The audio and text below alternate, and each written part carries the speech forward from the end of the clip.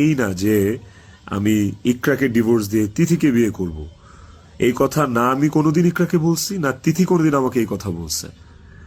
So এইটাকে এত justify আপনারা করতে পারেন না।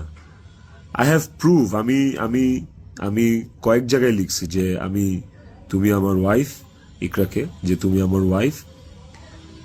তো আমার লাইফে ওয়াইফ একটাই, and it is you, and আমি তোমাকে ডিভোর্স দিব না, আমি তোমার সাথে সংসার করতে চাই। কয়েকবার এই কথা আমার কনভারসেশনে লেখা আছে, আপনারা দেখবেন।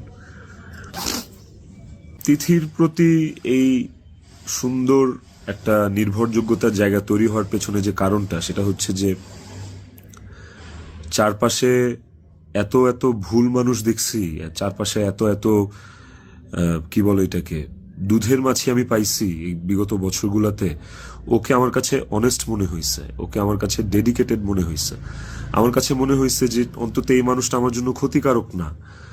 তো যখন আপনি আপনার সারাউন্ডিংসে এরকম একটা মানুষ পাবেন যে মানুষটা আপনার জন্য ক্ষতিকারক না, ডেডিকেটেড, এবং এবং যার সাথে আপনার মেন্টালিটি ম্যাচ করে, ওই মানুষটা সাথে আপনার ভালো বন্ডিং হওয়াটা খুব স্বাভাবিক।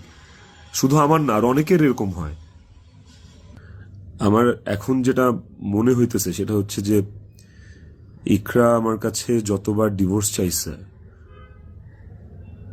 ও যতবার বলছে যে আমাকে ডিভোর্স দিয়ে দাও, আমার আসলে ওকে ডিভোর্স দিয়ে দেওয়া উচিত ছিল, তাইলে অন্তত ইকরা তো বেঁচে থাকতো। একটা টক্সিক সম্পর্ক ধৈরা বাইন্ধা টাইনা হেঁচড়া টিকায় রাখার থেকে আসলে ওই সম্পর্কটা না থাকাই ভালো। অন্তত মানুষগুলো তো জীবিত থাকতো। দেখেন, ইকরা মারা গেছে, ইকরা একা মারা যায়নি, ইকরার সাথে আমাকেও নিয়ে গেছে। আমি এখন একটা জিন্দা লাশ। পৃথিবীতে পৃথিবীতে সবচেয়ে বড় শাস্তি কি হইতে পারে? আমি যদি ফাঁসিতেও ঝুলি, ওটা আমার কাছে কোনো পানিশমেন্ট না, শাস্তি না। আমাকে যদি আপনারা মব করে মাইরাও ফেলেন, সেটাও আমার জন্য শাস্তি না। আমি আমার শাস্তি পায়া গেছি, এবং এই যে জিন্দা লাশ হয়ে বেঁচে থাকাটা, এটা আমাকে সারা জীবন বয়ে বেড়াইতে হবে। ওর অভাব আমার সারা জীবন ফিল করতে হবে। আমার নিজের জন্য বাঁচার আসলে আর কিছু নাই।